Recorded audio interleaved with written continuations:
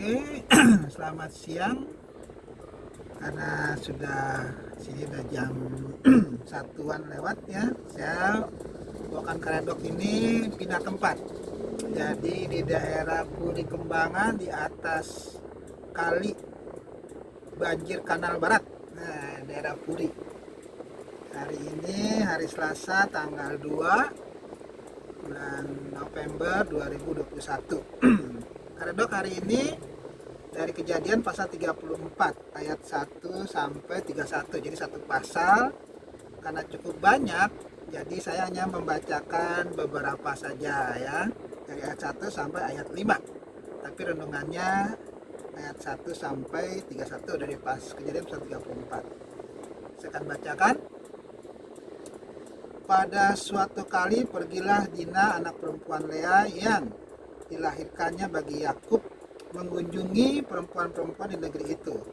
Ketika itu terlihatlah ia oleh Sikem, anak Hemor orang Hewi, raja negeri itu. Lalu Dina itu dilarikannya dan diperkosanya. Tetapi terikatlah hatinya kepada Dina, anak Yakub. Ia cinta kepada gadis itu, lalu menenangkan hati gadis itu. Sebab itu berkatalah Sikem kepada Hemor, ayahnya, ambillah bagiku gadis ini untuk menjadi istriku. Kedengaranlah kepada Yakub bahwa Sikem mencemari Dina, tetapi anak-anaknya ada di padang menjaga ternaknya. Jadi Yakub mendiamkan soal itu sampai mereka pulang. Nah, di pasal 34 ini judulnya memang Dina dan Sikem. Jadi Yakub memiliki anak itu ada 11 ya. Itu masih 11, tapi satu perempuan, jadi 12 karena Benyamin belum lahir. Jadi Yakub memiliki anak 11 dari kedua istrinya dan kedua gundiknya. Laki-laki ada 11 dan satu perempuan namanya Dina ya. Nah, ketika sudah menetap di sana, Yakub kan beli tuh tanah dari Hemor. Nah, kemudian Hemor memiliki anak Sikem namanya. Dan Sikem itu dikatakan di sini memperkosa ya, melarikan Dina dan memperkosanya. Tetapi Sikem justru jatuh cinta kepada Dina dan minta supaya Dina itu menjadi istrinya, minta kepada ayahnya Hemor, suruh bilang kepada Yakub gitu. Ya, ini memang agak sedikit aneh ya. Biasanya ketika orang sedang memperkosa, habis itu dia suka benci, yaitu nanti kita ingat peristiwa Tamar ya sama Amnon itu anak-anak Daud. Nah, itu mereka Tamar diperkosa, tetapi habis diperkosa justru Amnon benci kepada Tamar ya. Tapi kalau ini aneh, setelah memperkosa Dina, Sikem justru malah jatuh cinta dan ingin memperistrinya ya. Nah, karena kita nggak tahu ya kenapa, mungkin Dina cantik ya dan segala macam, jelas seperti itu. Nah, tetapi Yakub nggak terima begitu aja. Kemudian Yakub bilang kepada anak-anaknya yang laki-laki bahwa Dina adiknya sudah diperkosa dan kakak-kakaknya sangat marah. Nah, tapi Hemor itu ayah Sikem datang dan minta supaya Dina menjadi istrinya. Nah, barter katanya ya, silakan ambil gadis-gadis orang Kanaan. Nah, kemudian mereka juga bisa mengambil gadis-gadis anaknya Yakub ya, atau keturunan Yakub lah itu ya semuanya. Nah, tetapi mereka tidak terima begitu aja. Kenapa? Karena memang mereka sama orang-orang Hewi itu ya, orang-orangnya Hemor itu berbeda. Mereka dituduh tidak bersunat itu ya, dianggap tidak bersunat. Dikatakan sini ayat 13 ya. Lalu anak-anak Yakub menjawab Sikem dan Hemor ayahnya dengan tipu muslihat. Nah, itu dengan tipu muslihat. Karena Sikem telah mencemari Dina adik mereka. Berkatalah mereka kepada kedua orang itu, kami tidak dapat berbuat demikian, memberikan adik kami kepada seorang laki-laki yang tidak bersunat, sebab hal itu aib bagi kami. Jadi nggak bisa begitu aja memberikan Dina katanya, karena Sikem, Hemor dan orang Kanaan khususnya itu tidak bersunat. artinya berbeda ya. Jadi surat itu membedakan mereka antara keturunan Yakub sama orang Kanaan.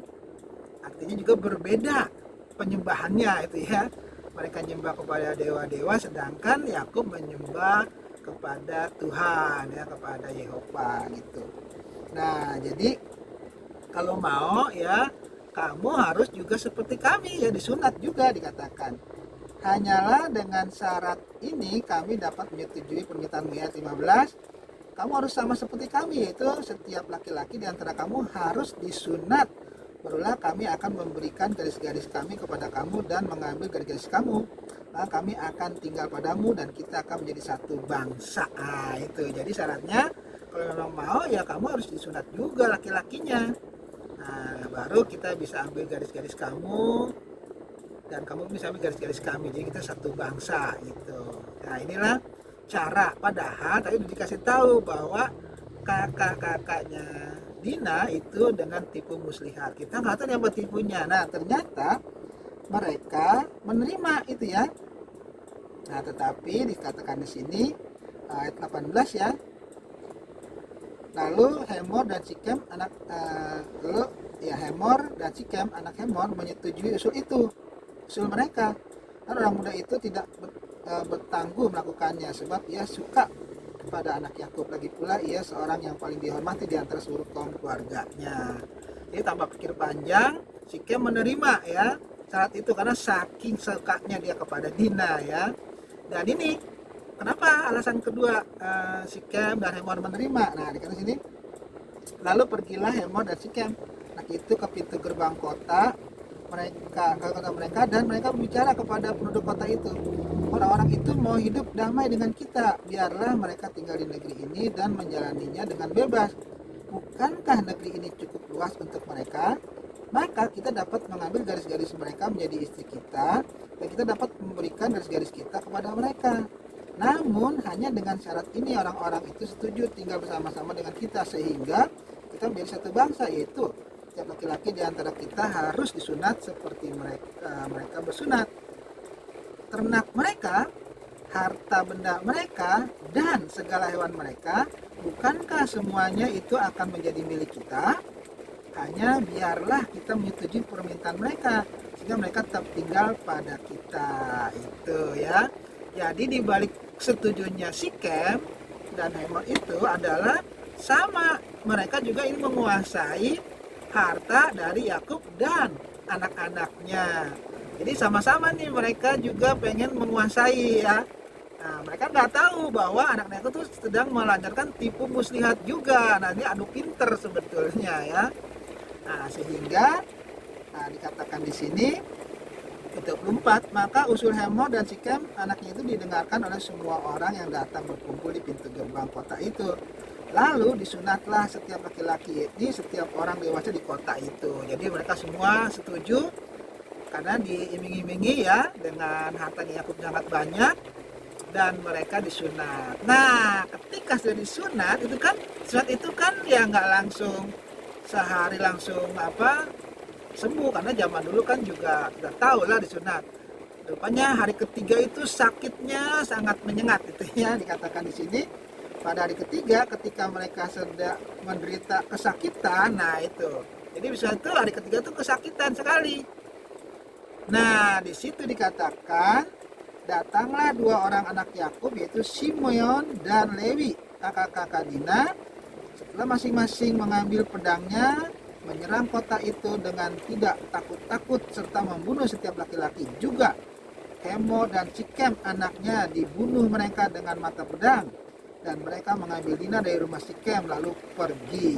Nah, itu cukup dengan dua orang mereka menyerbu dan membunuh semuanya termasuk Hemor dan Sikem. Kenapa mudah mereka membunuh? Itu tadi karena mereka lebih pada kesakitan ya, gampang aja. Tetapi rupanya tindakan mereka Simeon dan Lewi itu di luar persetujuan Yakub. Nah, mereka dimarahin sama Yakub, dikatakan begini ya, Yakub berkata kepada Simeon dan Lewi, "Kamu telah mencelakakan aku dengan membusukkan namaku kepada penduduk negeri ini, pada orang Kanaan dan orang Feris, padahal kita ini hanya sedikit jumlahnya. Apabila mereka bersekutu melawan kita, tentulah mereka akan memukul kita kalah dan kita akan dipunahkan, aku beserta seisi rumahku." Tetapi jawab mereka, "Mengapa adik kita diperlakukannya sebagai seorang perempuan Sunda?"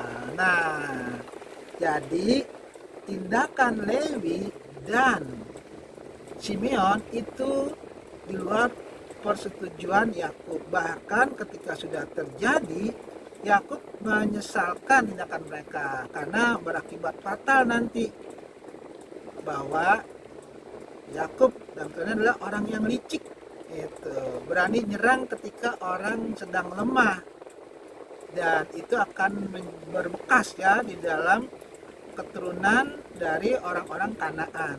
Mereka akan ingat terus itu bagaimana liciknya Yakub dan keturunannya di masa depan ya, dan itu yang Yakub khawatirkan. Kenapa? Karena mereka adalah pendatang dan mereka jumlahnya sedikit. Kalau orang Kanaan bersatu, Yakub merasa mereka akan musnah. Nah, itu kan perasaan Yakub ya, wajar lah ya. Artinya bahwa Yakub tidak setuju dengan apa yang dilakukan oleh Lewi dan Simeon. Tetapi kalau nggak seperti itu, mereka juga akan kalah ya. Nah, itulah yang sudah terjadi ya.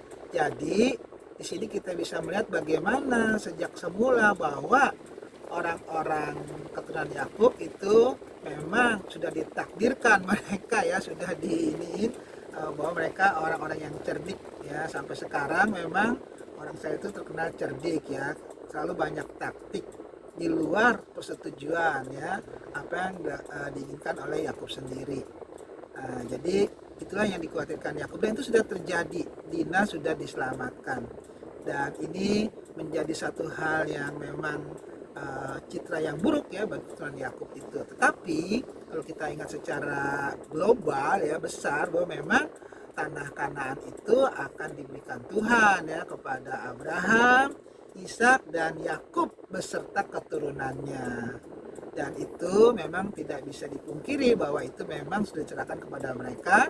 Tetapi masalahnya Kanaan kan masih ada penduduknya, seperti itu ya. Jadi memang kita bisa belajar dari sini bagaimana kita melihat bahwa segala sesuatu itu kalau kita memang merencanakan, belum tentu apa yang dilakukan itu memang disetujui oleh orang-orang yang lain, apakah tindakannya itu baik atau tidak baik. Tetapi faktanya memang apa yang dilakukan oleh anak-anak Yakub itu merupakan sesuatu ya yang mereka pikirkan yang terbaik ya buat menyelamatkan adiknya ya, Dina. Tetapi bukan berarti harus kita tiru ya, lakukan sesuatu untuk mencapai tujuan menggunakan cara-cara yang sangat tidak terpuji ya kan ya. Berani menyerang orang ketika orang itu lemah, itu sesuatu yang tidak terpuji ya. Seharusnya pakai cara-cara yang lain ya, yang lebih terhormat dan lebih terpuji ya. Itu namanya memang ketika orang lemah diserang, itu namanya pengecut ya. Kalau memang berani ya harus sama-sama ya, sama-sama dalam keadaan siap ya.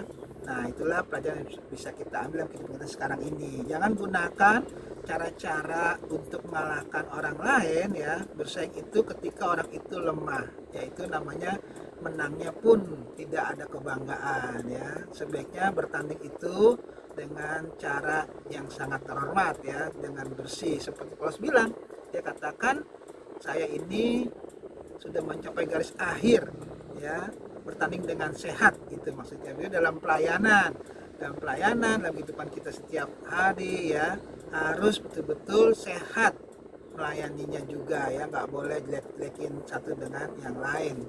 Betul-betul kita pakai cara-cara yang berkenan kepada Tuhan ya. Nah, itu aja firman Tuhan pada hari ini. Kita akan sambung ke yang akan datang. Tuhan memberkati. Selamat siang.